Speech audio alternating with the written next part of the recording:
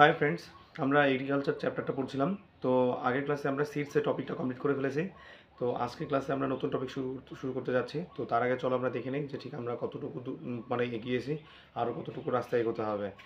তো আমরা এই চ্যাপ্টারকে আমরা টোটাল 20টা ভাগে ভাগ করেছিলাম। তার মধ্যে মানে 19-20টা ভাগে ভাগ করেছিলাম।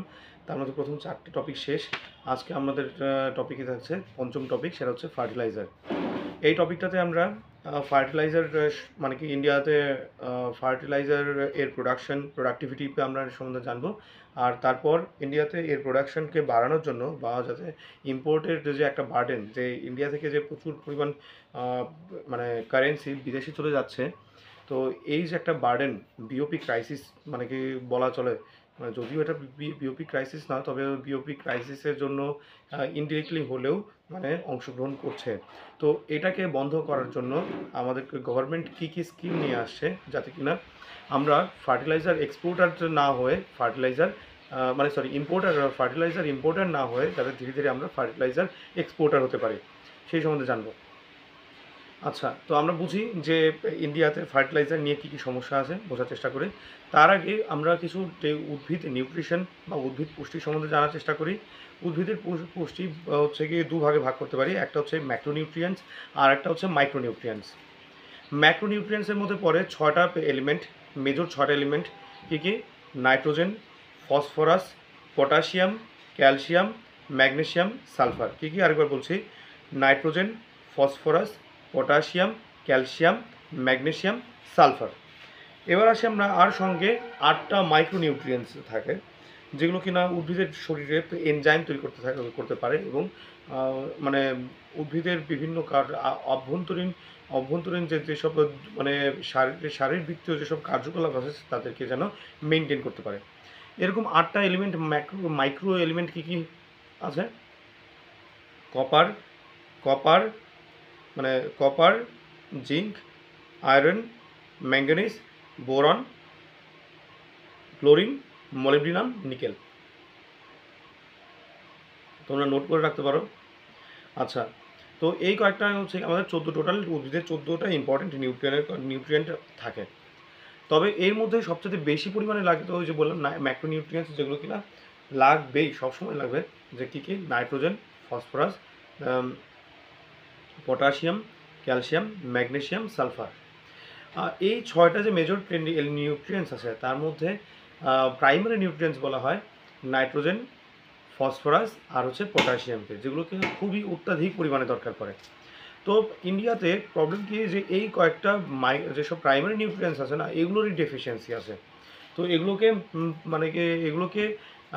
মানে যোগান দেওয়ার জন্য ইন্ডিয়াতে হচ্ছে কি সার তৈরি করা হয়। সারের মাধ্যমে এইসব মেজর এবং প্রাইমারি নিউট্রিয়েন্টসকে উদ্ভিদের শরীরে যাতে পৌঁছে দেওয়া যায়, তার জন্য হচ্ছে সার হিসেবে প্রয়োগ করা হয়। তবে এই সারগুলোর বেশিরভাগ অংশই বিদেশ থেকে ইম্পোর্ট করে নিয়ে আসা হয়। চলো এবার বুঝি যে ইন্ডিয়াতে কারেন্ট সিনারিও হিসেবে কোন কোন সার খুবই দরকারি এবং কোনগুলো খুবই বেশি ইম্পোর্ট করা হয়।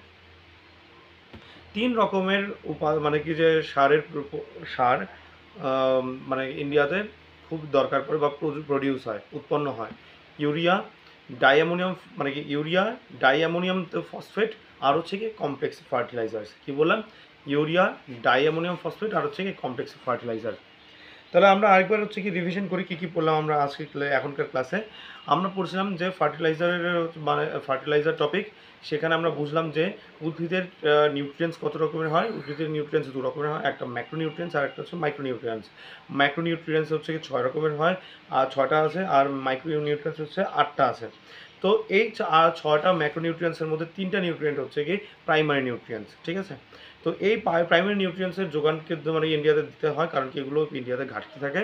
তো এই 3টা প্রাইমারি নিউট্রিয়েন্টসকে মিলিয়ে যাতে মানে এবং নিউট্রিয়েন্টসকে বা মাইক্রোনিউট্রিয়েন্টসকে দেওয়ার জন্য 3 রকমের সার উপলব্ধ আছে ইন্ডিয়াতে। একটা ইউরিয়া, ডাইঅ্যামোনিয়াম ফসফেট আর একটা হচ্ছে কমপ্লেক্স ফার্টিলাইজার। আচ্ছা, তো ইউরিয়া হচ্ছে কি ইন্ডিয়াতে সবচেয়ে বেশি প্রডিউস হয়। যত ইন্ডিয়াতে তৈরি হচ্ছে মানে সার, তার মধ্যে 86% ইউরিয়া ইন্ডিয়াতে তৈরি হচ্ছে। আবার সবচেয়ে বেশি কনজিউম এটাই করা হচ্ছে, প্রায় যত ইন্ডিয়াতে যত সার কনজিউম করা হচ্ছে উদ্ভিদ দ্বারা, তার মধ্যে 74% হচ্ছে এই ইউরিয়া। আর ইন্ডিয়াতে যত ইম্পোর্ট করা হচ্ছে বিদেশ থেকে, তার 74% হচ্ছে গিয়ে ইম্পোর্টেড ইউরিয়া হচ্ছে, মানে প্রায় 74% হচ্ছে গিয়ে ইউরিয়া ইম্পোর্ট করা হয়। এটা হচ্ছে একটা প্রবলেম। আচ্ছা, সেকেন্ড প্রবলেম কি, যে ফসফেটিক যেসব ফার্টিলাইজার্স আছে, মানে ডাইঅ্যামোনিয়াম ফসফেট, এরকম যেসব ফসফেটিক আছে, তার মধ্যে 56.5% হচ্ছে ইন্ডিয়াতে মানে কি যে ডোমেস্টিক রিকোয়ারমেন্ট, মানে কি মানে ইন্ডিয়াতে হচ্ছে প্রডিউস করা হয়, কিন্তু মেজর এলিমেন্টগুলো সবই কিন্তু বিদেশ থেকে আমদানি করা হচ্ছে। এটাও আরেকটা প্রবলেম। আর কি, পটাশ যেসব সার আছে সেগুলোও ইন্ডিয়াতে ইম্পোর্ট করা হয়। তো তো মানে কি বুঝলাম না হয় যে মানে যে ইনগ্রেডিয়েন্ট না হয় আমি বিদেশ থেকে ইম্পোর্ট করতে পারি, কিন্তু যে সারটাকে বানিয়ে নিয়ে সেই সারটাকে আমরা এক্সপোর্ট করতে পারছি না, সেটাকেও যদি করি তাহলে কিন্তু ক্রাইসিসটা বন্ধ হয়। তো ইন্ডিয়াতে যাতে ফার্টিলাইজার যাতে অনেক বেশি প্রডিউস হয়, তার জন্য বেশ কিছু স্কিম আছে, আগেও ছিল, এখনও আছে।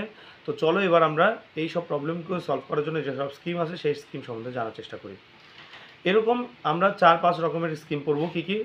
Retention pricing scheme, new pricing scheme, কী কী? Retention pricing scheme, new pricing scheme, nutrition based subsidy policy, তারপর হচ্ছে নিম কোটেড ইউরিয়া পলিসি, তারপর হচ্ছে নিউ ইউরিয়া পলিসি।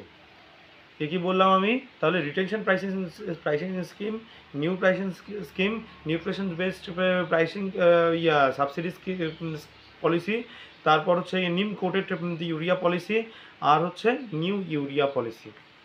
আর একটা মানে কি যে স্কিম পড়বো, কিন্তু নেক্সট ক্লাসে, সব তো আর এই ক্লাসে পড়া যায় না। প্রথমে আসি আমরা রিটেনশন প্রাইসিং স্কিম। এটা 1977 সালে এই সাবসিডি স্কিম আসে প্রথম। তো এটা সাধারণত যেসব নাইট্রোজেন ঘটিত যেসব সার প্রডিউস হয় ইন্ডিয়াতে, সেগুলোরই শুধুমাত্র মানে সাবসিডি দেওয়ার জন্য ব্যবহার মানে আসে। কীভাবে সাবসিডি রুলটা ডিসাইড হতো? প্রোডাকশনের যা কস্ট হয়, যে কোনো একটা সার তৈরি করার জন্য যত টাকা দরকার পড়ে, এবং সেই সার বিক্রি করার পর যে পরিমাণ নেট ওর্থ হয়, যতটুকু ইনকাম হচ্ছে তার 12%, যে মানে ইনকাম হচ্ছে তার যে ট্যাক্স দেওয়া হচ্ছে, সেই ট্যাক্সের 12% হচ্ছে কি রিটার্ন যত হয় সেটাকে যোগ করে। তো কী বললাম? রিটেনশন প্রাইস আর হচ্ছে কি স্ট্যাটুটরি নোটিফাইড সেল প্রাইস, এই দুটোর উপর বেসিসে। কী বললাম? রিটেনশন প্রাইস কি কস্ট অফ প্রোডাকশন, উৎপাদন করার জন্য যে পরিমাণ কস্টিং হচ্ছে, উৎপাদন করার জন্য যে পরিমাণ কস্ট দাঁড়ায় সেই টাকাটা, আর সঙ্গে সে মানে সার বিক্রি করার পর বিক্রি করলে যেটা মানে কি এমআরপি বা যে মানে টাকা সে বিক্রি করবে, এবং তাতে যে বাৎসরিকভাবে যে পরিমাণ আয় হচ্ছে, তার জন্য তো একটা ইনকাম মানে ট্যাক্স দিতে হয়, হ্যাঁ, বা হচ্ছে হ্যাঁ ট্যাক্স দিতে হয়, সেই ট্যাক্সের 12%কে আমি যোগ করব, সেটাকে বলবো আমরা রিটেনশন প্রাইস। কী কী রিটেনশন প্রাইস? কোনটা? যা হচ্ছে প্রোডাকশন কস্ট, আর যা ইনকাম হচ্ছে অ্যানুয়াল ইনকাম সারের উপর, তার তার যে ট্যাক্স দেওয়া হচ্ছে, সেই ট্যাক্সের 12% আমরা কাউন্ট করবো, তাতে যে প্রাইসিং হয় সেটাকে বলবো আমরা রিটেনশন প্রাইস। এবার আসে আমরা নোটিফাইড মানে কি statutory notified sale price. Government বলছে যে আচ্ছা না, তোমাকে এই যে তোমার যে যা তুমি যে হিসাব ধরলাম আমি 100 টাকা পার কেজি, বা তুমি ধরেছো, বা বস্তা তুমি ধরেছো, 1977 সাল তো আমি ধরলাম 100 টাকা পার বস্তা তুমি বিক্রি করতে যাচ্ছ। তো সেই 100 টাকা পার বস্তা তুমি কি বিক্রি করতে পারবে না, তোমাকে 80 টাকা পার বস্তায় বিক্রি করতে হবে। হ্যাঁ, ঠিক আছে, তাহলে বিক্রি করতে হবে। তো সরকার মানে কি যে কৃষকের তো মানে যে প্রডিউসার আছে তার তো 20 টাকা ক্ষতি হয়ে যেতে পারে। তাহলে সেটাকে কীভাবে ম্যানেজ করবে? ওই যে সাবসিডি দেওয়া হবে, তাহলে কতটুকু সাবসিডি দেবে? যা প্রোডাকশন কস্ট হবে, আর তুমি যা ইনকাম করার পর যে ট্যাক্স দিচ্ছ, সেই ট্যাক্সের 12% হচ্ছে কি নিলে সেটা হচ্ছে কি রিটেনশন প্রাইস।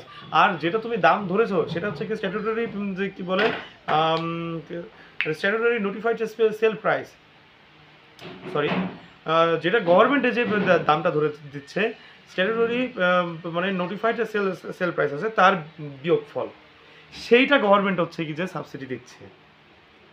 ঠিক আছে, তো এটাকে বলা হয় রিটেনশন প্রাইসিং স্কিম বলছে। আচ্ছা, এবার আসি আমরা new pricing scheme. New pricing স্কিমে হচ্ছে যে এই সিস্টেমটাকে অ্যাবলিশ করে দেওয়া হয়, তাতে নিয়ে আসা হয় ফার্ম গেট প্রাইস। মানে সে একজন প্রডিউসার যতটুকু মানে কী বলবো, সরি, মানে ফার্ম গেট মানে এগ্রিকালচার মানে কি ফার্মার যে টাকায় মানে কি যে কিনবে, মানে কি যেটা প্রডিউসার যে দামটা স্থির করে দিয়েছে, ফার্মের গেট পর্যন্ত যে পরিমাণ প্রাইস হিসেবে পৌঁছাচ্ছে, বা আমি এভাবেও ধরতে পারি যে যা ফার্মার কিনছে, কেনার দাম মানে মানে বস্তাতে যে ফার্টিলাইজারের যে প্যাকেটে যে মানে কি টাকাটা লেখা আছে প্রোডাকশন, মানে সেই টাকাটা মাইনাস করব কোনটা, প্রোডাকশন কস্ট, যেটা যে প্রডিউসার যে পরিমাণ মানে প্রোডাকশন যে টাকায় প্রোডাকশন করছে সেই টাকাটা। তার অর্থ কি দাঁড়ালো, ধরো আমি প্রডিউসার, আমি 100 টাকাতে হচ্ছে কি 60 টাকা বিক্রি মানে কি যে তৈরি করলাম, এবার বেচার সময় তো আমি 120 টাকা বেচবো, তাহলে কি সেই 120 টাকাটা হলো আমার ফার্ম গেট প্রাইস হলো। তাহলে গভর্নমেন্ট কত টাকা সাবসিডি দেবে, ওই 20 টাকা সাবসিডি দেবে। আচ্ছা মানে প্রডিউসার তুমি 120 টাকা মানে কি সারটা বিক্রি করবে না, তুমি 100 টাকা বিক্রি করো, বাকি 20 টাকা আমি তোমাকে ফেরত দিচ্ছি, তোমাকে আমি দিয়ে দিচ্ছি, তুমি এবার মার্কেটে 100 টাকা বিক্রি করো। ঠিক আছে, এটা হচ্ছে নিউ প্রাইসিং স্কিম। তাহলে আজকের ক্লাসে আমরা কী কী পড়লাম, যে ইন্ডিয়াতে ফার্টিলাইজারের মানে কি যে প্রবলেমগুলো কী কী, ইম্পোর্ট এক্সপোর্ট কী কী প্রবলেম হচ্ছে, আর গভর্নমেন্ট এই ইম্পোর্টের মানে কি জন্য যে পরিমাণ ক্যাশ বাইরে চলে যাচ্ছে সেটাকে বন্ধ করার জন্য স্কিম, বিভিন্ন রকমের স্কিম নিয়ে আসলো। তার মধ্যে আমরা আজকের ক্লাসে দুটোই পড়েছি, একটা রিটেনশন প্রাইসিং স্কিম আর একটা নিউ প্রাইসিং স্কিম। ঠিক আছে, তো নেক্সট ক্লাসে আমরা আরও বেশ কিছু স্কিম নিয়ে পড়াশোনা করবো। আজ এই পর্যন্তই থাক, অল দ্য বেস্ট, ভালো করে পড়ো, বাই।